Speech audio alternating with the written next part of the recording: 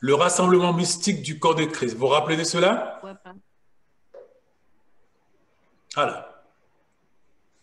On ne va pas rentrer dans les détails parce que ce n'est pas le sujet. Alors, on avait vu que sur la planète entière, il y avait des membres du corps de Christ. Et tous ces membres-là ne pouvaient pas exister disséminés sur la planète. Ils sont obligés d'être un. Parce que Christ ne veut pas de division dans son corps et la division ne peut pas être admise dans son corps parce que lui, il est un avec le Père et nous aussi, nous sommes tenus d'être un avec lui. Et cette union qui détermine l'existence même de l'Église, on ne peut pas déroger. C'est-à-dire qu'il ne peut pas y avoir quelqu'un qui vient avec ses pensées, il ne peut pas y avoir quelqu'un qui va venir avec ses idées, il ne peut pas y avoir quelqu'un qui va venir avec sa manière de voir, sa manière de comprendre les choses et de penser qu'il pourra s'insérer dans le corps. Ce n'est pas possible. Cette union ne peut se faire qu'autour de la pensée du Seigneur Jésus, la manière de voir du Seigneur Jésus, la manière de comprendre du Seigneur Jésus. C'est autour et en lui que cette union peut seule avoir lieu. Et quel que soit l'endroit, je monte là avec la souris, quel que soit l'endroit où la personne peut être en Afrique, en Amérique du Sud comme nous, en Amérique du Nord, et dans les Caraïbes, et en Asie, et ça n'a pas d'importance. En Europe, ça n'a pas d'importance. Il faut que le corps soit un. Et Jésus a insisté.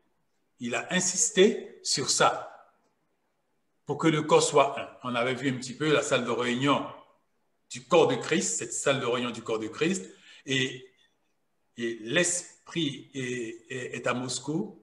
Automatiquement, celui qui accepte Christ à Moscou et qui rentre dans un processus de totale soumission et obéissance, l'esprit à ce moment-là le projette immédiatement cette personne dans la salle de réunion du corps de Christ. Et à ce moment-là, tous ceux qui sont là sont un.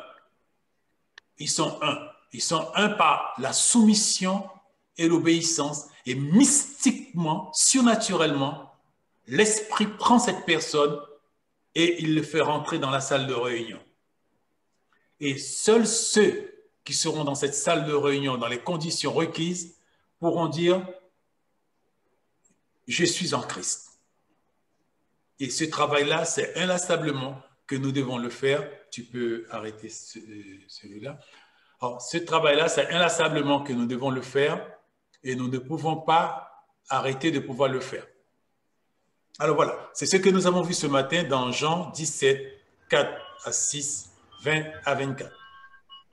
C'est ce qui nous a expliqué et nous avons compris Christ qui parle avec son cœur à son Père, qui lui dit combien il tient à ce que cette union soit.